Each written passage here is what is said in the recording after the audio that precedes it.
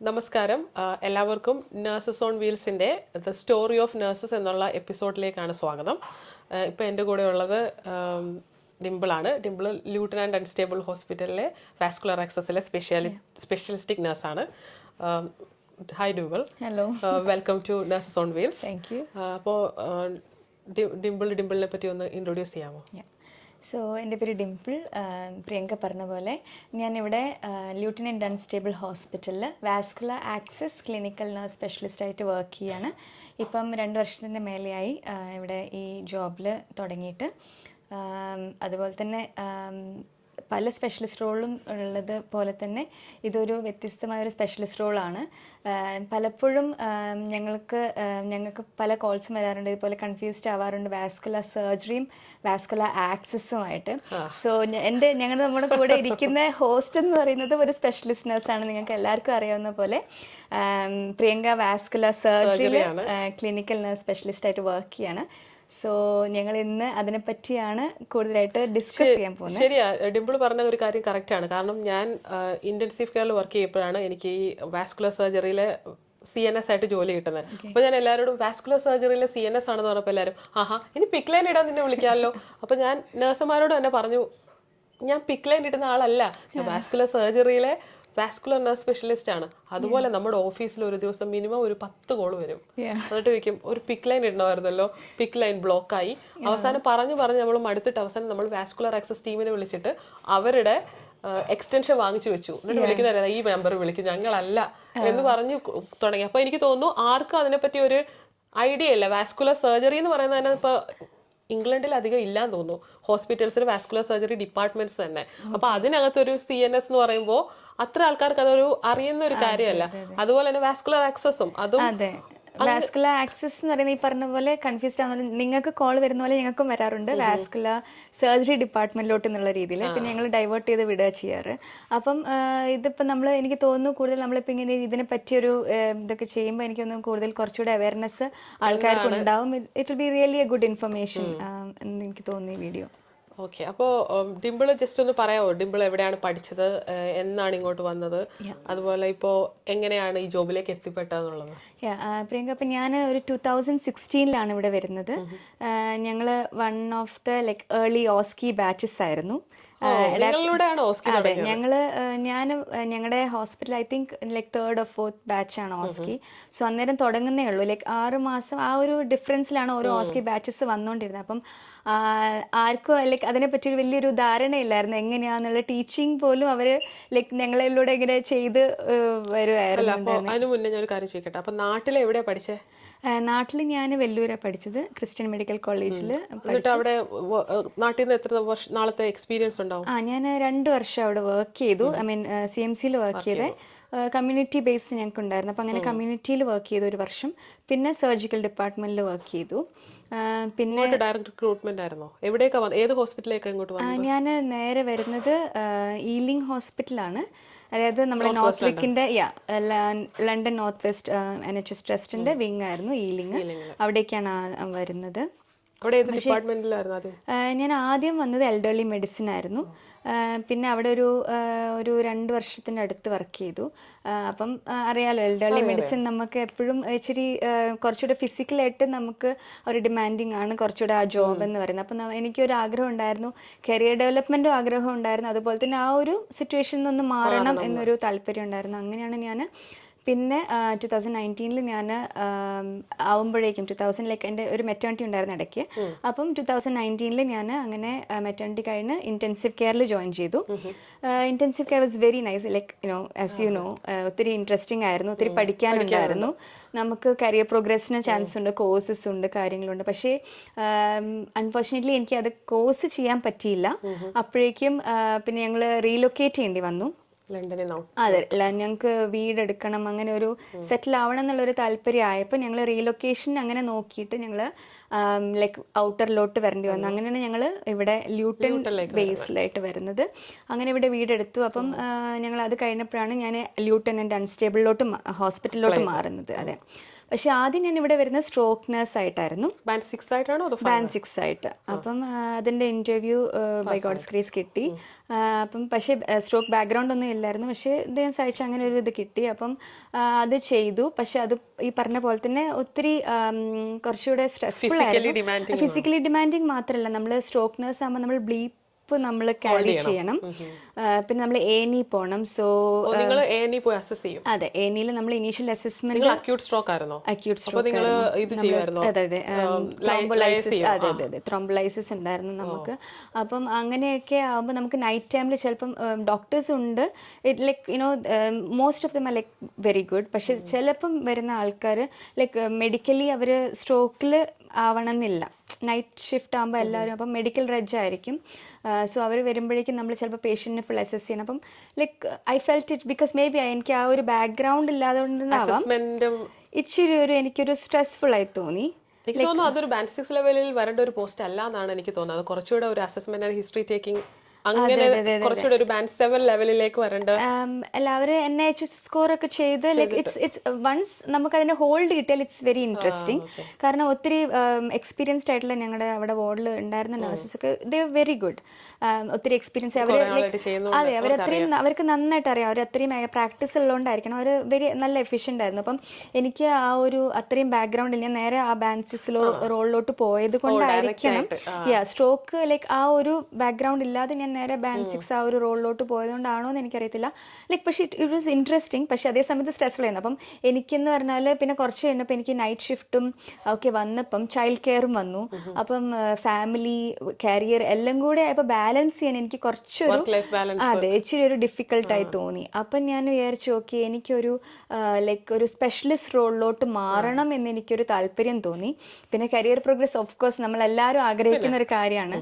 കാരണം നമ്മൾ വേറൊരു രാജ്യത്ത് വന്നിരിക്കുകയാണ്. അപ്പം നമുക്ക് അത് നമ്മൾ എന്തായാലും അത് ഇമ്പ്രൂവ് ചെയ്യാനാണ് വന്നേക്കുന്നത്. സോ അതുകൊണ്ട് ഞാൻ വിചാരിച്ചു ഓക്കെ അങ്ങനെ ഒരു റോൾ നോക്കാമെന്ന് വിചാരിച്ചിട്ടാണ് ഇങ്ങനെ ഞാൻ അങ്ങനെ ഇന്റർവ്യൂസ് നോക്കാൻ തുടങ്ങിയത് സ്പെഷ്യലിസ്റ്റ് റോളിന്റെ. ഇന്റർവ്യൂവിലേക്ക് പോകുന്നതിന് മുന്നേ ഞാൻ ഒരു കാര്യം ചോദിക്കാം. ഇപ്പൊ നീ പറഞ്ഞതുകൊണ്ട് ചോദിക്കുന്നതാണ്, അതായത് ഇപ്പോൾ സ്ട്രോക്ക് നഴ്സ് ഇപ്പോൾ A&Eയിൽ പോയിട്ട് നമ്മൾ അസസ് ചെയ്യുന്ന കാര്യമൊക്കെ പറഞ്ഞു, അതിന്റെ ഒരു എക്സ്പെക്ടേഷൻ, അതായത് എന്താണ് ആ ഒരു ബാൻഡ് 6 റോളിൽ നിന്നും അവർ എക്സ്പെക്ട് ചെയ്യുന്നത്? സോ ത്രോംബോലൈസിസ് നമുക്ക് അറിയുന്ന പോലെ സ്ട്രോക്ക് എന്ന് പറയുന്നത് ഭയങ്കര നമ്മൾ ഫാസ്റ്റ് ആയിട്ട് ചെയ്യേണ്ട ഒരു കാര്യമാണ്. കാരണം എത്രയും ഡിലേ ആകുന്നോ അത്രയും സർവൈവൽ അല്ലെങ്കിൽ ഡാമേജ് വരും, ഭയങ്കര ബുദ്ധിമുട്ടാണ്. അപ്പം നമുക്ക് ആ ഒരു അഡ്രിനാലിൻ റഷ് ഉണ്ടാവും ഭയങ്കര, നമുക്ക് എങ്ങനെ ചെയ്യാം. അപ്പം അസസ്മെന്റ് ചെയ്യണം. ചില പേഷ്യൻസ് ഇപ്പം സ്ട്രോക്ക് എന്ന് പറഞ്ഞാൽ 2 രീതിയിലുണ്ടല്ലോ. അപ്പം ഹെമറേജിക് ആണെങ്കിൽ കുറച്ചുകൂടെ നമ്മൾ ഇന്റൻസ് ആണ് കാര്യങ്ങൾ, കാരണം പെട്ടെന്ന് പേഷ്യന്റ് ഡിറ്റോറേറ്റ് ആവാം. രണ്ടും നോക്കും. ഹെമറാജിക്കും നമുക്ക് ലൈക്ക് കാരണം ഹെമറാജ് നമ്മൾ CT സ്കാനിനൊക്കെ നമ്മൾ പേഷ്യന്റ് ലൈക്ക് റൂൾ ഔട്ട് ചെയ്യുമ്പോഴാണ് നമ്മൾ മെയിൻ ആയിട്ട് അറിയുന്നത് ഏത് രീതിയിലോട്ടാന്നുള്ളത്. കാരണം മിക്കവാറും ഇവരുടെ സിംറ്റംസ് ഒക്കെ ഏകദേശം സെയിം ആയിരിക്കില്ല. അപ്പം നമ്മൾ CT കഴിയുമ്പോഴാണ് അറിയുന്നത്. ബട്ട് അതുകൊണ്ട് തന്നെ നമ്മൾ കുറച്ചുകൂടെ ക്വിക്കായി ചെയ്യണം എന്നുള്ളൊരു ഇതുണ്ട്. അപ്പം അങ്ങനെയൊക്കെ ആയതുകൊണ്ട് ഞാൻ വിചാരിച്ചു ഓക്കെ നമുക്കിതൊന്ന് മാറണം എന്ന് വിചാരിച്ചിട്ടാണ് ഞാൻ പിന്നെ പുതിയ ജോബ് റോൾസ് നോക്കി തുടങ്ങിയത്. അപ്പം ഇപ്പൊ ബാൻഡ് 6 ആയിരുന്നു. അപ്പൊ ഇനി ഒരു കരിയർ പ്രോഗ്രസ് ഓഫ് കോഴ്സ് നമ്മൾ നോക്കുമല്ലോ. അപ്പൊ അങ്ങനെ ആയതുകൊണ്ടാണ് അങ്ങനെയുള്ള ജോബ് റോൾസും കൂടെ നോക്കി തുടങ്ങി. ലൈക്ക് ഐ വാസ് ആക്ച്വലി ഞാൻ അത്രയും ഷുവർ അല്ലായിരുന്നു ലൈക്ക് അത്രയും എടുക്കാൻ പറ്റുമോ അല്ലെങ്കിൽ എലിജിബിൾ ആണോ എന്ന്. പിന്നെ I thought like okay why not give it a try, ഒരു ഷോട്ട് കൊടുക്കാന്ന് വിചാരിച്ചു. അങ്ങനെയാണ് ഞാൻ ഇങ്ങനെ ഇന്റർവ്യൂസിനൊക്കെ അപ്ലൈ ചെയ്ത് തുടങ്ങിയത്. അപ്പം അപ്ലൈ ചെയ്തു. ബാൻഡ് 6 റോളും അപ്ലൈ ചെയ്തിട്ടുണ്ടായിരുന്നു, band 7 specialist role basically Monday to Friday കിട്ടുന്ന രീതിയിൽ ചെയ്യാൻ തുടങ്ങി. അപ്പം അങ്ങനെ ഇതിനെ ഷോർട്ട് ലിസ്റ്റ് ചെയ്തു. വാസ്കുലർ ആക്സസിന് വിളിച്ചു. എനിക്ക് ഒരു ബാക്ക്ഗ്രൗണ്ടും ഇല്ല. ഞാൻ ആക്ച്വലി ആ റോള് വന്നപ്പോഴാണ് ഞാൻ നോക്കുന്നത് ഇതെന്താ വാസ്കുലർ ആക്സിസ് എന്നുള്ളത്. അപ്പം അതിൽ എഴുതിയേക്കുന്നത് PICC line insertion, mid line insertion, Hickman line insertion. ഇത് ഈ ഇൻസേർഷൻസ് മാത്രമല്ല, ബാക്കി ബാൻഡ് 7 റോൾ ആയതുകൊണ്ട് കുറച്ചുകൂടെ നമുക്ക് ജോബ് റെസ്പോൺസിബിലിറ്റീസ് കുറച്ചുകൂടെ ഉണ്ട്. പക്ഷേ ഇതായിരുന്നു മെയിൻ ആയിട്ടുള്ളത്. അപ്പം ഞാൻ വിചാരിച്ചു ഓക്കെ എന്തുകൊണ്ട് നമുക്കൊരു സ്കില്ലാണ്, അപ്പം എന്തുകൊണ്ട് പാടില്ല എന്ന് വിചാരിച്ചു. അങ്ങനെയാണ് ഇത് അപ്ലൈ ചെയ്യുന്നത്. അല്ല, പക്ഷെ സാധാരണ ഞാൻ കണ്ടിട്ടുള്ളത് ഇതിൻ്റെ ഉള്ള ഒരു വേക്കൻസി വരുമ്പോൾ അതിനകത്ത് ചോദിച്ചേക്കുന്നത് ഒന്നുകിൽ നമ്മളൊരു ഇമേജിംഗ് ഡിപ്പാർട്ട്മെന്റിലെ നേഴ്സാണോ അങ്ങനെയൊക്കെ ചോദിക്കാറില്ലേ?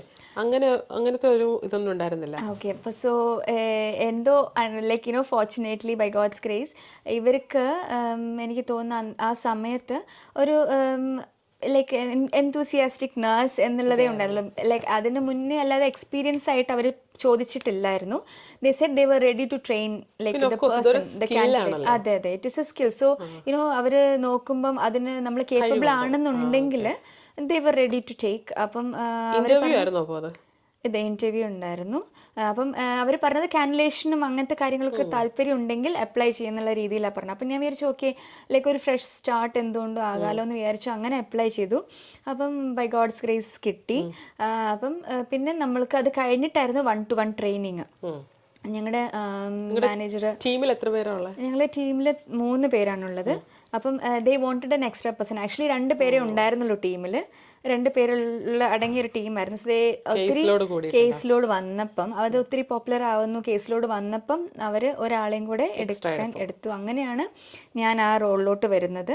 അവർ as I said 1-to-1 training ഉണ്ടായിരുന്നു. നമ്മൾ കോൺഫിഡൻ്റ് ആവുന്നവരെ, ലൈക്ക് നമ്മൾ കോൺഫിഡൻ്റ് ആണ് അല്ലെങ്കിൽ നമ്മൾ കോമ്പറ്റൻ്റ് ആവുന്നവരെ അവർ നമ്മളെ കൂടെ വരും, നമ്മളെ ഷാഡോ ചെയ്യും, നമ്മളെ സ്കില്ല് നമ്മളെ പഠിപ്പിക്കും, അല്ലെങ്കിൽ നമ്മൾ അത്രയും കേപ്പബിൾ ആണോ എന്നുള്ള രീതിയിൽ അവർ നോക്കുമായിരുന്നു. അപ്പോൾ നമ്മൾ ബേസിക്കലി എന്താണ് ചെയ്യുന്നത്? ഞാൻ കണ്ടിട്ടുണ്ട്, പക്ഷേ അറിയാത്ത ആൾക്കാർ നമ്മൾ ബേസിക്കലി നമ്മൾ സ്ക്രബ് ചെയ്ത് ലൈക്ക് നമ്മൾ എന്താ ചെയ്യുന്നത് വെച്ചാൽ ഇത് മുന്നേ തിയേറ്ററിൽ ചെയ്തുകൊണ്ടിരുന്ന ഒരു പ്രൊസീജിയർ അല്ലേ ഇത്? ആദ്യമായിട്ട് ഞാനിവിടെ വരുമ്പോൾ വാർഡിൽ വർക്ക് ചെയ്യുന്ന സമയത്ത് ഈ പിക്ക് ലൈൻ ഇരുന്ന് കാണുമ്പോൾ ഞാൻ ഓർക്കും നേഴ്സാണോ ഈ ചെയ്യുന്നത്? കാരണം ഒരു ഇൻവേസീവ് പ്രൊസീജിയർ ബെഡ് സൈഡിൽ ഒരു നേഴ്സ് പെർഫോം ചെയ്യാന്ന് പറഞ്ഞാൽ, അതും ഒരു അൾട്രാസൗണ്ട് ഗൈഡൻസിൽ ചെയ്യുന്ന, അത് ചെറിയ സ്കില്ലൊന്നും പോരാ, അത് നന്നായിട്ട് നമുക്ക് അറിയണം എന്താണ് അവിടെ കാണുന്നത്. സത്യമായിട്ടും. കാരണം നമ്മുടെ അടുത്ത് ലൈക്ക് അഡ്ജസന്റ് ടു ഇറ്റ് ഒത്തിരി ലൈക്ക് വെയിൻ ആകുമ്പം ആർട്ടറി അടുത്തുണ്ട്, ലൈക്ക് അതെ നെർവ്സ് ഉണ്ട്. അപ്പം കോംപ്ലിക്കേഷൻസ് ഉള്ള ഒരു ഇതാണ്. പക്ഷേ അത്രയും നമ്മൾ നല്ല ട്രെയിനിങ് ഒത്തിരി നല്ല ആയതുകൊണ്ട് നമ്മൾ വിൽ ഗെയിൻ കോൺഫിഡൻസ്. അത്രയും നല്ലതായിട്ടാണ് വരുന്നത്. അപ്പം അങ്ങനെ ആയതുകൊണ്ട് ലൈക്ക് ഇറ്റ് വാസ് കുറച്ചുകൂടെ ഈസി ആയിരുന്നു. കാരണം അത്രയും സപ്പോർട്ടീവ് ടീം ആയിരുന്നതുകൊണ്ട് ഇറ്റ് വാസ് ഒരു നല്ലൊരു മേർജ് ചെയ്യാൻ എനിക്ക് ഇച്ചിരി എളുപ്പമായി തോന്നി. It was really good. അപ്പം ഇപ്പം വാസ്കുലർ ആക്സസിനെ പറ്റി കുറച്ചേറെ സംസാരിക്കുന്നു. വാസ്കുലർ സർജറിനെ പറ്റി പറയുകയാണെങ്കിൽ പ്രിയങ്ക, എങ്ങനെയായിരുന്നു പ്രിയങ്കയുടെ ഇതിലോട്ടുള്ള തുടക്കം? ആക്ച്വലി ഞാൻ നാട്ടിൽ മെഡിക്കൽ ട്രസ്റ്റിലാണ് പഠിച്ചതും അവിടെയാണ് വർക്ക് ചെയ്തതും. അവിടെ ഒരു 3 years വർക്ക് ചെയ്തു. അത് കഴിഞ്ഞിട്ട് അന്ന് ഞാൻ 2013 വരുന്നത്. അപ്പോൾ ആ സമയത്ത് എന്ന് പറഞ്ഞാൽ നമുക്ക് ഗൈഡ് ചെയ്യാനൊന്നും ആരുമില്ല. എൻ്റെ സീനിയേഴ്സ് ഒക്കെ വന്നതെന്ന് പറഞ്ഞാൽ അവരെല്ലാം നഴ്സിംഗ് ഹോമിലേക്കോ അല്ലെങ്കിൽ അന്ന് സ്റ്റുഡൻറ് വിസയാണ്, അല്ലാതെ ഒരു വർക്ക് പെർമിറ്റ് ഒന്നും അങ്ങനെ നമുക്ക് കേൾക്കാനില്ല. എല്ലാവരും പഠിച്ചിറങ്ങുന്നു, എക്സ്പീരിയൻസ് കഴിയുന്നു. നമുക്കന്ന് കമ്പൽസറി ഇന്റേൺഷിപ്പും കൂടെ ഉണ്ടായിരുന്നല്ലോ, 5 years അല്ലേ. അപ്പോൾ അത് കഴിഞ്ഞിട്ട് സർട്ടിഫിക്കറ്റ് കിട്ടുന്നു, അവർ സ്റ്റുഡൻറ് വിസ എടുത്ത് ഇങ്ങോട്ട് വരുന്നു. പിന്നെ ഇവിടെ വന്നതിന് ശേഷമാണ് അവർ വർക്ക് പെർമിറ്റ് ഒക്കെ ഒപ്പിച്ചെടുക്കുന്നത്. അങ്ങനെയുള്ളൊരു സിറ്റുവേഷൻ ആയിരുന്നു അന്ന്. അപ്പം അഡാപ്റ്റേഷനിലാണോ വന്ന്? ലൈക്ക് ഞാൻ വന്നത് പക്ഷേ വർക്ക് പെർമിറ്റിലായിരുന്നു. പക്ഷെ കാര്യം എന്താണെന്ന് വെച്ചാൽ ഞാൻ വേറെ ഓസ്ട്രേലിയക്ക് പോകാൻ പ്രോസസ്സിങ് ചെയ്ത് അവിടെ ഇന്ത്യൻ നഴ്സസിന് വേണ്ട, എനിക്ക് അങ്ങനെയൊക്കെയുള്ള പ്രശ്നങ്ങൾ നിന്നുകൊണ്ട് നിന്ന് എൻ്റെ IELTS എക്സ്പയർ ആകാനായി. ഇനി ഏതാണ്ട് ഒരു 4 മാസവും കൂടെ ഉള്ളൂ. എന്ത് ചെയ്യും എന്നറിയാൻ വയ്യാൻ നിൽക്കുന്ന സമയത്താണ് എൻ്റെ സൂപ്പർ സീനിയർ ചേട്ടനുണ്ട്, ബ്രിൻഡോ എന്നാണ് പേര്. പുള്ളിയാണ് പറയുന്നത് നീ UK കയറുക, പുള്ളി ഇവിടെ ഉണ്ട്. അപ്പം കുഴപ്പമൊന്നുമില്ല, ഞാനല്ലേ പറയുന്നത് വന്നു എന്ന് പറഞ്ഞു. അതുവരെ ഞാൻ കോളേജ് പഠിക്കുന്ന സമയത്തൊന്നും ആ ചേട്ടനോട് മിണ്ടിയിട്ട് പോലും ഇല്ല. പെട്ടെന്ന് നമുക്ക് പറയത്തില്ല ഒരാളുണ്ടാവും ചേട്ടൻ. എന്നിട്ട് NMCയുടെ രജിസ്ട്രേഷന്റെ പാക്ക് 1ഉം പാക്ക് 2ഉം പുള്ളി ആരാണ്ടൊക്കെ കയ്യിൽ കൊടുത്ത് വിട്ടിട്ട് എനിക്ക് പുള്ളിയുടെ അച്ഛനാ കൊണ്ടു തരുന്നത്. ഓർക്കണം, ഞാനോട്ട് ഒരു ബന്ധമില്ലാത്ത ഒരാള് അത് പെട്ടെന്ന് ചെയ്തിട്ട് പിന്നെ എനിക്ക് അങ്ങനെ നോക്കി നിൽക്കാൻ സമയമില്ല. കാരണം എൻ്റെ IELTS എക്സ്പയർ ആവുക, ഇനി ഒന്നുകൂടെ പിന്നെ എഴുതാന്നതിനെ പറ്റി ഒന്നും എനിക്ക് ചിന്തിക്കാൻ പറ്റത്തില്ല. അപ്പൊ ആ ഒരു അവസരത്തിൽ കിട്ടിയ ഒരു ഏജൻസിയിൽ ചെന്നു. അവർ പറഞ്ഞു അതെന്താ, ഞങ്ങൾ ഒരു മലയാളി നഴ്സിംഗ് ഹോമിലേക്ക് വർക്ക് പെർമിറ്റിൽ കൊണ്ടുപോകാം, പക്ഷെ 8 ലക്ഷം രൂപ കൊടുക്കണം. അങ്ങനെ 8 ലക്ഷം ഒക്കെ ഉണ്ടാക്കി കൊണ്ടു കൊടുത്തു. അത് കഴിഞ്ഞ് നമ്മൾ വർക്ക് പെർമിറ്റ് ഒക്കെ വന്നു. അവർ തന്നെയാണ് നമുക്ക് എയർ ടിക്കറ്റ് തരുന്നത്. എയർ ടിക്കറ്റ് വാങ്ങിക്കാൻ വേണ്ടി ചെന്നപ്പോൾ അവർ പറഞ്ഞു അയ്യോ ഇപ്പൊ പൗണ്ടിന്റെ വില കൂടി, അതുകൊണ്ട് ഒരു 50,000 രൂപയും കൂടെ എക്സ്ട്രാ തന്നാൽ മാത്രമേ ഞങ്ങൾക്ക് തരാൻ പറ്റുള്ളൂ. എന്ത് ചെയ്യാനാ, നമ്മുടെ ഗതികേട് ഓർക്കണം. നമ്മൾ നാട്ടിൽ നിന്ന് വരാൻ വേണ്ടിയിട്ട് അന്ന് IELTS സ്കോർ അറിയാലോ നമ്മൾ വരുന്നത്. അന്ന് എല്ലാത്തിനും 7.5 നിൽക്കുവാണ്. 7 ആ ഒരു സ്കോറിൽ നിൽക്കുന്ന സമയത്ത് അതുപോലെ എങ്ങനെ അന്ന് എന്ത് പാടാന്ന് ഓർക്കണം അത് കിട്ടാൻ. അതെല്ലാം കഴിഞ്ഞ് നമ്മൾ ഇത്രയും വർഷത്തെ എക്സ്പീരിയൻസും എല്ലാം ആയിട്ട് വരാൻ നിൽക്കുമ്പോൾ നമ്മുടെ ഒരു സാഹചര്യത്തിന് മുതലെടുത്ത് വരത്തില്ലേ, മുതലെടുക്കുക. പിന്നെ ഉണ്ടാക്കി കൊടുത്തു. ഉണ്ടാക്കി കൊടുത്തു, കയറി വന്നു, നഴ്സിംഗ് ഹോമിലേക്ക് വന്നു, ഡിമെൻഷ്യ കെയർ ഹോം ആയിരുന്നു അവിടെ. പക്ഷേ ഞാൻ പറഞ്ഞില്ലേ, ഞാൻ നാട്ടിൽ വർക്ക് ചെയ്തുകൊണ്ടിരുന്ന മൊത്തം എമർജൻസി ആയിരുന്നു. അവിടെ എനിക്ക് ഡിമെൻഷ്യ ഒരു പുതിയ എക്സ്പീരിയൻസ് ആയിരുന്നു. പക്ഷേ കുറച്ച് നാൾ നിന്നപ്പോഴേക്കും എനിക്കൊരു പ്രശ്നം പറ്റി. എല്ലാവരുടെയും മെഡിസിൻ നമുക്ക് കാണാതെ പറയാൻ പറ്റും, എല്ലാം റിപ്പീറ്റ് ചെയ്തുകൊണ്ടിരിക്കുക. അപ്പോൾ എനിക്ക് പറ്റുന്നില്ല. അപ്പോൾ അന്ന് നമുക്ക് അഡാപ്റ്റേഷൻ ആയിരുന്നു. അഡാപ്റ്റേഷൻ നഴ്സിംഗ് ഹോമിൽ ചെയ്യാന്ന് പറഞ്ഞാൽ അത് ഭയങ്കര ബുദ്ധിമുട്ടാണ്. അവർക്ക് സ്റ്റാഫിന്റെ ഷോർട്ടേജ് വരുമ്പോൾ മാത്രമേ നമ്മളെ അവർ സൈൻ ഓഫ് ചെയ്യത്തുള്ളൂ. മാനേജർ തീരുമാനിക്കുക എപ്പോഴാണ് നിങ്ങളെ സൈൻ ഓഫ് ചെയ്യേണ്ടതെന്ന്. അപ്പോൾ അങ്ങനെ നിന്ന് 10-11 മാസം എടുത്ത് ഒന്ന് സൈൻ ഓഫ് ആകാൻ വേണ്ടിയിട്ട്. സൈൻ ഓഫ് ആയി, എനിക്ക് പിൻ കിട്ടിയതിൻ്റെ പിറ്റേ ആഴ്ച ഞാൻ ജോലി നോക്കാൻ തുടങ്ങിയതാണ്. 2 ആഴ്ചക്കുള്ളിൽ എനിക്ക് ആദ്യത്തെ ഇൻ്റർവ്യൂ കിട്ടിയത് സെൻറ്റ് മേരീസിൽ നിന്നായിരുന്നു. ഞാൻ ഡെർബിഷെയറിലായിരുന്നു വന്നത്. ഞാൻ പിന്നെ ഒന്നും നോക്കിയില്ല, എനിക്ക് അവിടുന്ന് മാറിയേ പറ്റൂ, എനിക്ക് പറ്റൂല. ഞാൻ കേട്ടിട്ടുണ്ട് ഇങ്ങനെ ഒത്തിരി പേര് ഇങ്ങനെ സ്ട്രഗിൾ ചെയ്തില്ല. നമ്മളിപ്പം ഇപ്പം വരുന്ന ആൾക്കാർക്ക് പലർക്കും വരുന്ന ആൾക്കാരോട് എനിക്ക് ശരിക്കും പറഞ്ഞാൽ അസൂയ തോന്നാറുണ്ട്. സത്യം, അവരൊക്കെ നമ്മൾ ഒത്തിരി ലക്കിയാണ് സത്യം പറഞ്ഞാൽ, കാരണം ഫ്രീ റിക്രൂട്ട്മെന്റ്. നീ ഓർക്കണം നമ്മളെ ആണെങ്കിൽ ഒരു മലയാളികൾ നടത്തുന്ന നഴ്സിംഗ് ഹോം എന്ന് പറഞ്ഞിട്ട് ഹോം സിക്ക് ഒന്നും ആവത്തില്ല എന്ന് പറഞ്ഞ് കൊണ്ടിട്ടിട്ട് ഇത്രയേറെ മലയാളികളുടെ അടുത്തൊന്ന് പീഡനം അനുഭവിക്കുക. അത് ഞാൻ വേറൊരു എപ്പിസോഡായിട്ട് ഒരിക്കൽ പറയാം. ഞാൻ മാത്രമല്ല, അവിടെയുള്ള ഓരോ വന്ന് കയറുന്ന പുതിയ ONB നഴ്സസ് എന്നല്ലേ പറഞ്ഞത്, ONBയുടെ നഴ്സസ് അനുഭവിക്കേണ്ടി വന്ന പീഡനങ്ങളുടെ കഥ. അതും ഒരു മലയാളികളും മറ്റൊരു മലയാളികളോട് ഇങ്ങനെ ചെയ്യാൻ പാടില്ല. നാട്ടിൽ പോലും ഇത്രയും പൈശാചികമായിട്ട് പെരുമാറുന്ന നഴ്സന്മാരെ ഞാൻ കണ്ടിട്ടില്ല. അതുപോലത്തെ അനുഭവമായിരുന്നു. അങ്ങനെയാണ് ഞാൻ അവിടുന്ന് മാറിയത്. പിന്നെ അത് കഴിഞ്ഞിട്ട് ഇവിടെ വന്നപ്പോൾ ഇന്റർവ്യൂ, അതൊരു ഓർത്തോ വാസ്കുലർ വാർഡായിരുന്നു. അപ്പോൾ അവിടെ ഇന്റർവ്യൂവിന് പോയപ്പം അവിടുത്തെ മാനേജർ ചോദിച്ചു, എന്തെങ്കിലും ചോദിക്കാനുണ്ടോ? ചൂടുവെള്ളത്തിൽ വീണ പൂച്ച പച്ചവെള്ളം കണ്ടാ പേടിക്കുന്നു. ഞാൻ ചോദിച്ചു, ഇവിടെ ഇന്ത്യൻ സ്റ്റാഫ് ഉണ്ടോ? അപ്പോൾ if you join our team you are going to be the first Indian staff. അപ്പോൾ ഞാൻ പറഞ്ഞു, I am happy to accept this job എന്ന്. കാരണം പേടിച്ചു പോയി അത്രയ്ക്ക്. എന്നിട്ട് ഞാൻ പിന്നെ ഇമ്പീരിയൽ പിന്നെ സെൻട്രൽ ലണ്ടൻ ആണല്ലോ, അവിടെ നിന്നു. നല്ലൊരു ടീം എന്ന് പറഞ്ഞാൽ നമ്മൾ അക്സെപ്റ്റ് ചെയ്യുന്ന മൾട്ടി കൾച്ചേർഡ് ആയിട്ടുള്ള ഒരു ലണ്ടൻ അങ്ങനെയാണല്ലോ. പല കൺട്രീസിൽ നിന്നുള്ള പല എക്സ്പീരിയൻസ് ഉള്ള പല നഴ്സസ് അവർ നമ്മളൊരു ഫാമിലിയെ പോലെ അക്സെപ്റ്റ് ചെയ്ത് ഞാൻ കുറേ അവിടെ നിന്ന് പഠിച്ചു. ചെയ്യാൻ പറ്റുന്ന അത് മെന്റർഷിപ്പ്, പിന്നെ ഓർത്തോപീഡിക് കോഴ്സ്, അങ്ങനെയുള്ള എല്ലാ കോഴ്സുകളും ചെയ്തു. അതിൻ്റെ ഇടയ്ക്ക് പിന്നെ കല്യാണം കഴിച്ചു, 2 മെറ്റേണിറ്റി ലീവിൽ പോയി, Band 6 ആയി. അങ്ങനെ ഞാൻ അവിടെ ചെന്ന് പിന്നെ എൻ്റെ Band 6 ലെവലെത്തി നിൽക്കുക. പിന്നെ എനിക്ക് പോകാൻ പറ്റുന്ന മാനേജർ ആവാന്നുള്ള ഒരു പോസ്റ്റേ ഉള്ളൂ. എനിക്കാണ് ഇഷ്ടമല്ല അങ്ങനെ. അപ്പോൾ എനിക്ക് അന്നും നമുക്ക് സ്പെഷ്യലിസ്റ്റിക് നഴ്സ് ആവണം, ഒന്നുകിൽ ANP ആകണം, അല്ലെങ്കിൽ ഒരു CNS ആവണം. അപ്പോൾ ഇനി അവിടെ നിന്നിട്ട് കാര്യമില്ല, അവിടെ നിന്നൊന്നും കിട്ടാനില്ല. അപ്പോൾ ഞാൻ ആലോചിച്ച് ഇനി എങ്ങോട്ട് പോകും. അപ്പോൾ നമ്മൾ ലണ്ടനിലെ one of the number 1 trauma care centre ആണ് നമ്മളുടെ. അപ്പോൾ ഞാൻ ഓർത്തു, എന്തായാലും എനിക്ക് ട്രോമ സർജറിയുടെ ബാക്ക്ഗ്രൗണ്ട് ഉള്ളത് നാട്ടിൽ നിന്ന്. ഞാൻ അവിടുത്തെ ട്രോമ ഇൻറ്റൻസീവ് കെയറിലും A&Eലും വർക്ക് ചെയ്തുകൊണ്ടിരുന്ന.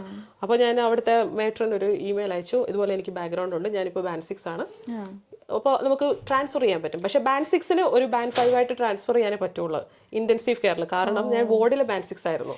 എത്ര എക്സ്പീരിയൻസ് ഉണ്ടെങ്കിലും Band 5 ആയിട്ട് സ്റ്റെപ്പ് ഡൗൺ ആയിട്ട് മാത്രമേ നമുക്ക് അവിടെ ചെയ്യാൻ പറ്റൂ. പേ വൈസ് അവർ ടോപ്പ് Band 5 തരുമെങ്കിലും അവർക്ക് Band 6 ആയിട്ട് എടുക്കാൻ പറ്റത്തില്ല. കാരണം എനിക്ക് ക്രിട്ടിക്കൽ കെയർ കോഴ്സ് ഇല്ലല്ലോ. അങ്ങനെ ഡിപ്പാർട്ട്മെന്റിൽ ട്രാൻസ്ഫർ ചെയ്തു. അങ്ങനെ ITUവിൽ കയറി. അവിടെ കയറി 1 വർഷം കഴിയാതെ നമുക്ക് കോഴ്സ് ചെയ്യാൻ പറ്റത്തില്ല. അങ്ങനെ 1 വർഷം നിന്നു, അവിടുത്തെ എല്ലാ കോമ്പിറ്റൻസീസും എടുത്തു. എന്നിട്ട് പിന്നെ ഞാൻ കോഴ്സ് ചെയ്തു. അപ്പൊ അത് പോസ്റ്റ് ഗ്രാജുവേറ്റ് കോഴ്സ് ആണ് ഇന്റൻസീവ് കെയറിന്റെ. അപ്പൊ അപ്പോഴേക്കിന് 2-2.5 വർഷമായി. അത് കഴിഞ്ഞപ്പോൾ വീണ്ടും ഞാൻ ചിന്തിക്കാൻ തുടങ്ങി. പിന്നെ ഉള്ള പ്രോഗ്രഷൻ വീണ്ടും മാനേജീരിയൽ പോസ്റ്റിലേക്കാണ്. എനിക്ക് വേണോ? എനിക്ക് വേണ്ട. അപ്പോൾ ഞാൻ ഇനി എന്ത് ചെയ്യും എന്ന് ആലോചിക്കുമ്പോഴാണ് ഞാൻ പറഞ്ഞു, എന്നാൽ പിന്നെ ഒരു കാര്യം ചെയ്യാം, എനിക്ക് സ്പെഷ്യലിസ്റ്റിക് കോഴ്സിലേക്കൊക്കെ വേക്കൻസീസ് ഒക്കെ നോക്കാമെന്ന് പറഞ്ഞ് ഞാൻ 1-2 എണ്ണമൊക്കെ നോക്കി. അതിനകത്ത് ആ ഒരു സമയത്ത് നോക്കിയതൊന്ന് റെസ്പിറേറ്ററി ആയിരുന്നു, പിന്നുള്ളത് ഇതുപോലെ വാസ്കുലർ. കാരണം ഞാൻ വർക്ക് ചെയ്യുന്ന ട്രോമ ഇൻറ്റൻസീവ് കെയർ ആണെങ്കിലും നമ്മൾ വാസ്കുലർ സർജറിയിലെ UK-ലെ one of the number 1 hospitals ആണ്. അപ്പോൾ അതുകൊണ്ട് നമുക്ക് വരുന്ന എല്ലാ പേഷ്യൻ്റ് അയോട്ടിക് അനൂറിസം കേസസ് എല്ലാം റപ്ചർ ആണെങ്കിലും സർജറി കഴിഞ്ഞിട്ടാണ് എല്ലാം നമുക്ക് വരുന്നത്. അപ്പോൾ ഇൻറ്റൻസീവ് കെയർ എനിക്കറിയാം. പിന്നെ ഞാൻ ആദ്യം വർക്ക് ചെയ്ത വാർഡിൽ വാസ്കുലർ ഉണ്ടായിരുന്നു. അപ്പോൾ അത് അങ്ങനത്തെ ഒരു എക്സ്പീരിയൻസ് ഒക്കെ ഉണ്ടായിരുന്നു. അപ്പോൾ ഞാൻ ഈ പോസ്റ്റ് കണ്ടപ്പോൾ ഞാൻ ഓർത്ത് എന്നൊന്ന് അപ്ലൈ ചെയ്ത് നോക്കാം എന്ന് വിചാരിച്ചിട്ട് അപ്ലൈ ചെയ്തതാണ്. അപ്ലൈ ചെയ്തപ്പോൾ എനിക്കറിയത്തില്ലായിരുന്നു ഒരു Band 7 ഇൻ്റർവ്യൂവിന് പോകുമ്പോൾ നമ്മൾ എന്തൊക്കെ നോക്കണം എന്നൊക്കെ. അപ്പോൾ ഞാനിങ്ങനെ ആലോചിച്ച് എന്ത് ചെയ്യണം. അപ്പോൾ കുറേ പേരെ ഒക്കെ നോക്കിയെങ്കിലും ഞാൻ അപ്പോഴാണ് കേരള നഴ്സസ് UK എന്ന് പറഞ്ഞ് നമ്മുടെ മലയാളികളുടെ ഒരു ഗ്രൂപ്പിൽ ഞാൻ മെമ്പറായിരുന്നു. അപ്പോൾ ഞാൻ അങ്ങനെ നോക്കി കുറേ സ്പെഷ്യലിസ്റ്റിക് ഉള്ള ചേച്ചിമാരെ എനിക്ക് ആരും അറിയത്തില്ല. ഞാൻ 1-2 പേരുടെ ഫേസ്ബുക്കിൽ പോയിട്ട് ജസ്റ്റ് മെസ്സേജ് അയച്ചു, ചേച്ചി എനിക്കൊന്ന് ഹെൽപ്പ് ചെയ്ത് തരുമോ. പിന്നെ എനിക്ക് ദീപ ലീലാമണി എന്ന് പറഞ്ഞിട്ട് ഒരു ചേച്ചിയുണ്ട്. ചേച്ചി ഞാൻ കണ്ടിട്ടൊന്നുമില്ല. ചേച്ചി യൂറോളജിയുടെ ബാൻഡ് 8B ഒക്കെ ആണെന്ന് തോന്നിപ്പോ. അപ്പൊ ഞാനിങ്ങനെ മൂന്ന് പേരോട് ഇങ്ങനെ ചോദിച്ചു എന്ത് ചെയ്യണം എന്ന്. അപ്പൊ ദീപ ചേച്ചിനെ എനിക്ക് അറിയാവുന്നതുകൊണ്ട് ചേച്ചി പറഞ്ഞു മോളെ ഇങ്ങനെ ചെയ്താൽ മതി എന്ന് പറഞ്ഞ് എനിക്ക് മെസ്സേജ് അയച്ചു. ബാക്കി 2 പേര് ഞാൻ സർപ്രൈസ് ആയിപ്പോയി. അവര് ഒരു നമ്പർ അയച്ചു തന്നിട്ട് പറഞ്ഞു വിളിക്കുക, ഞാൻ പറഞ്ഞു തരാമെന്ന്. അങ്ങനെ ഈ 2 ചേച്ചിമാര് ഞാൻ അവരെ കണ്ടിട്ട് പോലും ഇല്ല. എന്നിട്ട് അവരെനിക്ക് ഗൈഡ് ചെയ്ത് തന്നു. അവരും വാസ്കുലർ സർജറി ഒന്നുമല്ല, ഒരാൾ റെസ്പിറേറ്ററിയും ഒരാൾ എൻഡോസ്കോപ്പിയാണ്. ഞാൻ 2 ചേച്ചിമാരും എനിക്ക് ഫോൺ ചെയ്തിട്ട് മോളെ ഇങ്ങനെയൊക്കെ ചെയ്താൽ മതി എന്ന് പറഞ്ഞ് അവരെനിക്ക് പറഞ്ഞു തന്നു. അപ്പൊ അത് കിട്ടിക്കഴിഞ്ഞപ്പോൾ നമുക്കൊരു കോൺഫിഡൻസ് ആവത്തില്ലേ. എന്നിട്ട് അവർ പറഞ്ഞു തന്നൊരു പ്രത്യേകിച്ച് ഒരു കാര്യം പറഞ്ഞായിരുന്നു, നമ്മൾ ഷോർട്ട് ലിസ്റ്റ് ചെയ്യുവാണെങ്കിൽ ഇനി ഇന്റർവ്യൂവിന് പോകുന്ന ഡിപ്പാർട്ട്മെന്റ് പോയി കാണണം, അവിടുത്തെ മാനേജറോട് സംസാരിക്കണം, എന്നിട്ട് അവരുടെ എക്സ്പെക്ടേഷൻസ് ചോദിക്കണം. അപ്പൊ അങ്ങനെ ഞാൻ ചെന്നിട്ട് മാനേജറെ കണ്ടു. എനിക്ക് മാനേജർ സംസാരിച്ചപ്പം വലിയ പോസിറ്റീവായിട്ടൊക്കെ തോന്നി. അപ്പൊ അങ്ങനെ ഞാൻ പിന്നെ അവിടെ എന്നാ വിചാരിച്ചു എന്നാ പിന്നെ ഇന്റർവ്യൂവിന് പോവാം. ഈ പറഞ്ഞ പോലെ ബൈ ഗോഡ്സ് ഗ്രേസ് നമുക്കുള്ളത് നമുക്ക് എഴുതി വെച്ചേക്കെന്ന് പറഞ്ഞാൽ എനിക്ക് വാസ്കുലർ സർജറിയിൽ കിട്ടി. അപ്പൊ വാസ്കുലർ സർജറി എന്ന് പറയുമ്പോൾ നമ്മളിപ്പം മെയിനായിട്ട് നോക്കുന്നത് ഒന്ന് പാത്വേ ആണ്. അതായത് ഞങ്ങളുടെ ടീമിൽ 3 ബാൻഡ് 7 ഉണ്ട്. ഒരാളെ ആൻജിയോ പാത്വേ ആണ് നോക്കുന്നത്. അതായത് ആൻജിയോ എന്ന് പറയുമ്പോൾ നമ്മളെപ്പോഴും കാർഡിയാക്ക് മാത്രമല്ലേ നോക്കത്തുള്ളൂ. നമ്മൾ ഹാർട്ട് ഒഴിച്ച് ഇവിടെ തുടങ്ങി കാല് വരെയുള്ള ബാക്കി എല്ലാ ആർട്ടറിയും വെയിൻസും നോക്കും. അപ്പോൾ അത് ആൻജിയോ നോക്കുന്നത് പാത്വേ ഒരാൾ. പിന്നെ ഉള്ളത് അബ്ഡോമിനൽ അയോട്ടിക് അനൂറിസം അല്ലെങ്കിൽ മൊത്തം അനൂറിസത്തിന്റെ പാത്വേ, അതായിരുന്നു ഞാൻ നോക്കുന്നത്. എനിക്ക് ഇന്റൻസീവ് കെയർ എക്സ്പീരിയൻസ് ഉള്ളതുകൊണ്ടും എനിക്ക് അതിൽ ഇൻട്രസ്റ്റ് ഉള്ളതുകൊണ്ടും. അതായത് ഒരു പേഷ്യന്റിനെ നമ്മൾ ഡയഗ്നോസ് ചെയ്യുമ്പോൾ ആദ്യം ഡയഗ്നോസ് ചെയ്യും അയോട്ടിക് അനൂറിസം ഉണ്ടെങ്കിൽ അന്നേരം തുടങ്ങി ആ പേഷ്യന്റ് സർജറിക്ക് വരുന്ന തുടങ്ങി നമ്മൾ ഡിസ്ചാർജ് ആയി ഫോളോ അപ്പ് വരെ നമ്മൾ അവരുടെ കൂടെ തന്നെ ഉണ്ടാവും. ഇതെന്ന് പറഞ്ഞു കഴിഞ്ഞാൽ നമ്മുടെ പേഷ്യൻസ് മൊത്തം Wales, Scotland, republic of Ireland അവിടെ നിന്നൊക്കെയുള്ള ആൾക്കാരായിരിക്കും. കാരണം അവിടെയൊന്നും ഈ സർവീസസ് ഇത്രയില്ല. കോംപ്ലക്സ് കേസ് എല്ലാം നമുക്ക് സെന്റ് മേരീസിലോട്ടാണ് വരുന്നത്. കാരണം നമ്മുടെ ഡിപ്പാർട്ട്മെന്റ് ഫസ്റ്റ് എൻഡോവാസ്കുലർ റോബോട്ടിക് സർജറിയും അങ്ങനെ നമുക്ക് ഇപ്പം 11 കൺസൾട്ടൻസ് ഉണ്ട്. അപ്പോൾ അത്ര കേസ് ലോഡ് ഉണ്ട് നമുക്ക്. അതുപോലെ വേറെ ഉള്ളതെന്ന് പറഞ്ഞാൽ വെയിൻസിന്റെ വെരിക്കോസ് വെയിൻ പ്രൊസീജിയർ ഉണ്ട്, നമ്മൾ ക്ലിനിക്സ് ചെയ്യുന്നുണ്ട്. ഞാൻ പേഴ്സണലി ചെയ്യത്തില്ല, നമ്മുടെ മാനേജറാണ്, പുള്ളിക്കാരെയാണ് വെരിക്കോസ് വെയിൻ ക്ലിനിക്ക് റൺ ചെയ്യുന്നത്, അസസ്മെന്റ്. അത് കഴിഞ്ഞിട്ട് ആ പേഷ്യൻസ് എല്ലാം വരുന്നത് നമ്മുടെ ക്ലിനിക്സിലേക്കാണ്. സ്കാനെല്ലാം കഴിഞ്ഞിട്ട് നമ്മൾ അത് ഏത് പ്രൊസീജിയർ വേണമെന്ന് നമ്മൾ തീരുമാനിച്ചിട്ട് അവർക്ക് അവരെ ലിസ്റ്റിലേക്ക് കയറ്റി വിടും. എന്നിട്ട് അവരൊന്നുകിൽ സർജിക്കലായിട്ട് വേണമെങ്കിൽ അവിടെ പോകും, അല്ലാതെ കൂടുതലായിട്ടുള്ളത് വെരിക്കോസ് വെയിൻ ക്ലിനിക്ക് സർജറി ചെയ്യുന്ന സ്ഥലമുണ്ട്, അവിടെ ചെയ്തു വിടും. അങ്ങനെ ആ ഒരു പിന്നെ നമ്മളാണ് അത് നോക്കുന്നത്. ഈ പിന്നെ വേറെ ഉണ്ടെന്ന് പറഞ്ഞു കഴിഞ്ഞാൽ ഈ കരോട്ടിഡ് എൻഡാർട്ടറക്ടമി ഇല്ലേ, സ്ട്രോക്ക് വരുന്ന പേഷ്യൻസിന് അത് നമ്മൾ ചെയ്യും. അങ്ങനെ ഇവിടെ തുടങ്ങി താഴോട്ട് ഹാർട്ടില്ല, ബാക്കി താഴെ മൊത്തം നമ്മളാണ് നോക്കുന്നത്, കാല് വരെ.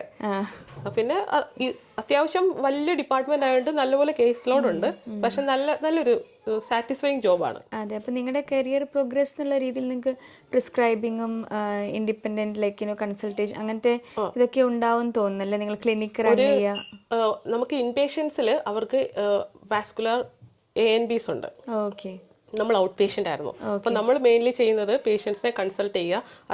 അതുപോലെ ക്ലോഡിക്കേഷൻ എന്ന് പറയുന്ന ഒരു സാധനം ഉണ്ടെന്ന് എനിക്ക് ആ ഒരു ഡിപ്പാർട്ട്മെന്റിൽ പോകുന്നവരെ എനിക്ക് അറിയില്ലായിരുന്നു. അതായത് സിഗരറ്റ് വലിക്കുക അങ്ങനെയുള്ള കാര്യങ്ങൾ കൊണ്ട് നമ്മുടെ ഈ മെയിൻ ആർട്ടറീസ്, ലെഗിന് സപ്ലൈ ചെയ്യുന്ന ആർട്ടറീസ് അല്ലെങ്കിൽ ലോവർ ആർട്ടറീസിൽ ഈ അതെറോസ്ക്ലിറോസിസ് വന്നിട്ട് ബ്ലഡ് സപ്ലൈ കുറഞ്ഞ് ആൾക്കാർ നടക്കുമ്പോൾ കാഫിൽ പെയിൻ വരും. പിന്നെ അവർക്ക് നടക്കാൻ പറ്റത്തില്ല. അത് ഓരോ കുറച്ച് നാൾ കഴിയുമ്പോൾ കൂടി വരും.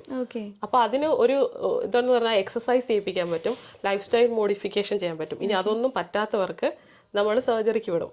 പക്ഷെ അങ്ങനത്തെ കുറെ ഉണ്ട്. അതിന്റെ ക്ലിനിക്സ് നമ്മൾ നടത്തുന്നുണ്ട്, എക്സസൈസ് ക്ലാസ്സുകൾ നടത്തുന്നുണ്ട്. എഡ്യൂക്കേഷൻ ബേസിക്കലി ശരിക്കും പറഞ്ഞാൽ ഒരുപാട് കാര്യങ്ങൾ, എനിക്ക് അറിയാത്ത ഒരുപാട് കാര്യങ്ങൾ നമ്മൾ അവിടുന്ന് ലേൺ ചെയ്തു ഈ ഒരു ഡിപ്പാർട്ട്മെന്റിൽ. ഈ ക്ലോഡിക്കേഷൻ ഉണ്ടെന്നോ ക്ലോഡിക്കേഷൻ ക്ലിനിക്ക് ഉണ്ടെന്നോ ഒന്നും എനിക്ക് അറിയത്തില്ലായിരുന്നു. അതൊക്കെ എനിക്ക് പുതിയ ഇൻഫർമേഷൻ ആയിരുന്നു. എനിക്കും പുതിയ ഇൻഫർമേഷൻ. അതുപോലെ വാസ്കുലർ സർജറിയിൽ ഇത്രയേറെ കൈൻഡ് ഓഫ് സർജറീസ് ഉണ്ടെന്ന്, എന്തൊക്കെ ഓരോ ദിവസവും പുതിയ ഒരു സർജറി ഞാൻ പഠിക്കും. കാര്യം എന്ന് പറഞ്ഞാൽ അത്രത്തോളം സർജറീസ് ഉണ്ട്. നമ്മൾ അയോട്ടിക് അനൂറിസം റിപ്പയർ മാത്രമല്ല. നമ്മൾ ഈ പറഞ്ഞ പോലെ ഒരു പെർട്ടിക്കുലർ ഡിപ്പാർട്ട്മെന്റിലോട്ട് വരുമ്പോഴാണ് നമ്മൾ പലപ്പോഴും അറിയുന്നത് ഇങ്ങനെ കുറെ കാര്യങ്ങൾ ഉണ്ടെന്ന് നമ്മൾ വാസ്റ്റ് ആയിട്ട് അറിയുന്നത്. ശരിക്കും പറഞ്ഞാൽ ഇറ്റ്സ് വെരി ഇൻട്രസ്റ്റിംഗ്. ടെസ്റ്റിംഗ് നമ്മളൊരു അതാണ് ഈ ഒരു ജോബിൻ്റെ ബ്യൂട്ടിയും സത്യം പറഞ്ഞാൽ ഈ ക്ലിനിക്കൽ നഴ്സ് സ്പെഷ്യലിസ്റ്റ് ആയിട്ട് വർക്ക് ചെയ്യുമ്പോഴാണ് നമ്മൾ അറിയുന്നത് ഇത്രയും ഇമ്പോർട്ടൻസ് ഈ ഒരു കാര്യത്തിനുണ്ടെന്നുള്ളത്. ഒരു ചെറിയ എക്സാമ്പിൾ പറഞ്ഞു കഴിഞ്ഞാൽ ഈ ക്ലോഡിക്കേഷന്റെ കാര്യം വരുന്ന പേഷ്യൻസിനോട് നിങ്ങൾ കണ്ടിന്യൂസ് ആയിട്ട് ഇത്ര സമയം നടക്കണം എന്നൊക്കെ പറഞ്ഞു കൊടുക്കും. ആദ്യം എനിക്കത് കേട്ടപ്പോൾ ചിരി വരുമായിരുന്നു. പിന്നെ നടന്നിട്ട് ഈ കാലുവേദന മാറാൻ പോലെ. പക്ഷെ പേഷ്യൻസ് അതുപോലെ ചെയ്തിട്ട് കാലുവേദന ഇമ്പ്രൂവ് ആയി മാറി അവരുടെ ആക്ടിവിറ്റീസ് ഓഫ് ഡെയിലി ലിവിംഗ് ഒക്കെ നന്നായിട്ട് വരുന്ന കണ്ടിട്ട് താങ്ക്സ് ഒക്കെ പറയുമ്പോൾ അപ്പൊ ഇതൊക്കെ ശരിയാണല്ലേ എന്ന് നമ്മൾ തന്നെ നമ്മുടെ മുന്നിൽ കാണാൻ പറ്റും. വളരെ സിമ്പിൾ ആയിരിക്കും, പക്ഷെ എവിഡൻസ് ബേസ്ഡ് ആയതുകൊണ്ട് ഓഫ് കോഴ്സ് അതെ. പിന്നെ ഈ വാസ്കുലർ സർജറി അധികം സ്ഥലങ്ങളിലൊന്നും ഇല്ലാത്തതുകൊണ്ട് എത്രത്തോളം ആൾക്കാർക്ക് ഇതിന്റെ CNSന്റെ റോള് ഉപകാരപ്പെടുമെന്ന് എനിക്ക് അറിയത്തില്ല. കാരണം എല്ലായിടത്തും ചെറിയ ഡിപ്പാർട്ട്മെന്റ് ഈവൻ നോർത്ത് പാർക്കിലുണ്ടെങ്കിൽ പോലും അവിടുത്തെ എല്ലാ പേഷ്യൻസിനെയും നമുക്കാണ് റെഫർ ചെയ്യുന്നത്. എന്നിട്ട് അവിടുത്തെ സർജൻസ് നമ്മുടെ ഹോസ്പിറ്റലിൽ വന്നാണ് ചെയ്യുന്നത്. അപ്പോൾ നമ്മൾ മെയിൻ സെന്റർ ആണ്. അപ്പൊ അതുകൊണ്ട് ഇതിന് വലിയ ആൾക്കാർക്ക് ഒരുപാട് ചാൻസ് ഉള്ള ഒരു പോസ്റ്റ് ആണോന്ന് എനിക്ക് അറിയത്തില്ല. അതുകൊണ്ട് ആൾക്കാർക്ക് അറിയാനും പറ്റത്തില്ലായിരിക്കും. അല്ല, പക്ഷേ ലൈക്ക് ഈ പറഞ്ഞ പോലെ ഒരു ക്ലിനിക്കൽ നഴ്സ് സ്പെഷ്യലിസ്റ്റ് റോൾ ആയതുകൊണ്ട് നമുക്കൊരു കരിയർ പ്രോഗ്രസ്സും ഉണ്ട്. പിന്നെ ഈ എത്രയോ പേരുണ്ടാവും താല്പര്യമുള്ള ആൾക്കാർ. ഇപ്പം വാസ്കുലർ ലൈക്ക് അല്ലെങ്കിൽ സർജിക്കൽ ഡിപ്പാർട്ട്മെന്റിൽ വർക്ക് ചെയ്ത ആൾക്കാർക്ക് എന്തുകൊണ്ടൊരു സ്കോപ്പുള്ളൊരു സ്പെഷ്യലിറ്റി തന്നെയാണ് ഈ ഒരു വാസ്കുലർ സർജറി. ഇപ്പൊ ഈ വാസ്കുലർ സർജിക്കൽ റോൾ ഇപ്പൊ പറഞ്ഞ പോലെ നിങ്ങളുടെ കരിയർ പ്രോഗ്രസ് ഇനി ഇതിൽ എന്തൊക്കെയാ കരിയർ പ്രോഗ്രസ് നിങ്ങൾ ചെയ്യുന്നത്? ഇനി നമുക്ക് മാസ്റ്റേഴ്സ് എടുക്കണം. കാരണം അതൊരു ഓഫ് കോഴ്സ് ബാൻഡ് 7 സ്പെഷ്യലിസ്റ്റിക് റോളിന് ഒരു മാസ്റ്റേഴ്സ് മസ്റ്റ് ആണ്. അപ്പോൾ എന്നോട് എന്റെ മാനേജർ പറഞ്ഞത് ഏത് വേണമെന്ന് വെച്ചാൽ നോക്കാനാണ്. അപ്പൊ ഞാൻ ACP പാത്വേ നോക്കാന്ന് വിചാരിച്ചത്. അപ്പൊ എന്തായാലും നമുക്ക് പ്രിസ്ക്രൈബ് ചെയ്യണം. നമ്മൾ പേഷ്യൻസ് നോക്കുന്നുണ്ട്, അസസ്മെന്റ് ആൻഡ് ഹിസ്റ്ററി ടേക്കിംഗ് എല്ലാം ഉണ്ട്. പക്ഷെ അതിപ്പം പാർട്ട് ടൈം ആയിട്ട് 5 years വെച്ച് ചെയ്യാം. പക്ഷെ ഞാൻ കറന്റ് ജോബ് ഇപ്പോൾ റിസൈൻ ചെയ്തിട്ട് നിൽക്കുവാണ്. അപ്പൊ അതുകൊണ്ട് കാര്യം എന്ന് പറഞ്ഞാൽ എനിക്ക് 5+1 year 6 year കമ്മിറ്റ്മെന്റ് എനിക്ക് ഒരു ഡിപ്പാർട്ട്മെന്റിനോട് കൊടുക്കാൻ ഇപ്പം പറ്റത്തില്ല. കാരണം നീ പറഞ്ഞ പോലെ വർക്ക് ലൈഫ് ബാലൻസ് വെച്ചിട്ട് പിള്ളേരുടെ കാര്യം കൂടെ നോക്കേണ്ടതുകൊണ്ട് ഞാൻ ഇപ്പോൾ വേറൊരു ജോലിയിലേക്ക് പോവാണ്. അപ്പൊ അതുകൊണ്ട് ഞാൻ ഇപ്പൊ മാസ്റ്റേഴ്സ് ചെയ്യുന്നില്ല. വാസ്കുലർ ആക്സസിലേക്ക് വരുമ്പോൾ ഈ ഒരു പിക്ക് ലൈൻ അല്ലാതെങ്കിൽ ഇങ്ങനെ യൂണിവേഴ്സിറ്റി പ്രൊസീജിയർ ചെയ്യുന്ന ഒരു റോൾ അല്ലാതെ വേറെ എന്തൊക്കെയാണ് നിങ്ങളുടെ ജോബ് റോൾസ്? സോ നമ്മൾ ഇപ്പം ബാൻഡ് 7 റോൾ ആയതുകൊണ്ട് ഞങ്ങളൊരു കംപ്ലീറ്റ്ലി നേഴ്സ് ലെഡ് ടീമാണ്. ഞങ്ങൾ 3 പേരാണ് ഈ ടീമിൽ ഫുൾ ഹോസ്പിറ്റലിനുള്ളത്. ഞങ്ങൾ ഇൻപേഷ്യൻറ്റ് ഔട്ട് പേഷ്യൻസ് എല്ലാവരെയും നോക്കും. കീമോ യൂണിറ്റ് ഒക്കെ ഞങ്ങൾ കവർ ചെയ്യുന്നുണ്ട്. സോ ഇച്ചിരി ലൈക്ക് കേസിലോടൊക്കെ ഇച്ചിരി കൂടുതലുള്ള ഒരു ജോബ് റോളാണ് ഞങ്ങളുടെ ഹോസ്പിറ്റൽ ബേസിൽ. അതുകൊണ്ട് തന്നെ ഒത്തിരി റിവാർഡിങ്ങും ആണ് കേട്ടോ. സോ ഞങ്ങളാണെങ്കിൽ അപ്പം ഈ ഇൻപേഷ്യൻ്റ് ഔട്ട് പേഷ്യൻ്റ് കൂടാതെ ഹിക്മൻ ലൈൻ കൂടാതെ ഞങ്ങൾ എഡ്യൂക്കേഷൻ ചെയ്യുന്നുണ്ട്. സോ നമ്മൾ like both full team like multi disciplinary team വിസേ ലൈക്ക് ഡോക്ടേഴ്സിനെ എഡ്യൂക്കേഷൻ നമ്മൾ ഹെൽപ്പ് ചെയ്യുന്നുണ്ട്. ലൈക്ക് അൾട്രാസൗണ്ട് ട്രെയിനിങ് അങ്ങനത്തെ കാര്യങ്ങളൊക്കെ ഞങ്ങൾ ചെയ്യുന്നുണ്ട്. പിന്നെ അതുപോലെ തന്നെ അവരെ കാനുലേഷൻ്റെ ടൈമിൽ ഞങ്ങൾ പോയിട്ട് അവരെ ഹെൽപ്പ് ചെയ്യുന്നുണ്ട്. ലൈക്ക് പുതിയ ഡോക്ടേഴ്സ് വരുന്ന പുതിയ ഡോക്ടേഴ്സിന്.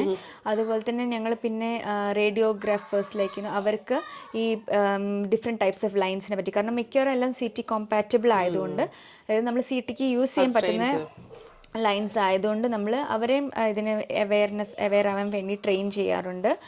പിന്നെ അതുപോലെ തന്നെ നമ്മുടെ നഴ്സസിന് ഓഫ് കോഴ്സ്, കാരണം ഇങ്ങനെ ലൈൻ ടേക്ക് കെയർ ചെയ്യണം, കോംപ്ലിക്കേഷൻസ് കാര്യങ്ങളൊക്കെ നമ്മൾ ചെയ്യാറുണ്ട്. പിന്നെ അതുപോലെ തന്നെ ഞങ്ങൾക്ക് വേറൊരു കാര്യം എന്ന് പറഞ്ഞാൽ ഞങ്ങൾ ഓഡിറ്റ് ചെയ്യും. നമ്മൾ ഓരോ വാർഡിലും പോയിട്ട് ഉള്ള പേഷ്യൻസ്, അതായത് ഈ ലൈൻ ഇൻസെഷൻ ഓൾറെഡി ചെയ്ത പേഷ്യൻസിനെ ഫോളോ അപ്പ് ചെയ്യുന്ന, എങ്ങനെ ഡ്രസ്സിങ്, അവരുടെ കെയർ, അല്ലെങ്കിൽ എന്തെങ്കിലും ഹെൽപ്പ് വേണമെങ്കിൽ നഴ്സസിന് എന്തെങ്കിലും ഗൈഡൻസ്, കാരണം ഒത്തിരി പുതിയ നഴ്സസ് ഒക്കെ ഉണ്ടല്ലോ. അപ്പോൾ അവർക്ക് എങ്ങനെ നമ്മൾ ഹെൽപ്പ് ചെയ്യാം, അവർക്ക് ഡ്രസ്സിങ്ങിൽ എന്തെങ്കിലും പ്രശ്നമുണ്ടോ അല്ലെങ്കിൽ എന്തെങ്കിലും ഡൗട്ട്സ് ഉണ്ടോ, അങ്ങനത്തെ കാര്യങ്ങളൊക്കെ. അതുപോലെ തന്നെ നമ്മൾ ഒരു മന്ത്ലി ബേസിസിൽ മന്ത്ലി ബേസിസ് ആയിട്ട് നമ്മൾ ഒരു ആസ് സച്ച് ഓഡിറ്റിങ്ങും പ്ലസ് എഡ്യൂക്കേഷനും നമ്മൾ ചെയ്യുന്നുണ്ട്. ഇയർലി എഡ്യൂക്കേഷനും കാര്യങ്ങളൊക്കെ ഉണ്ട്.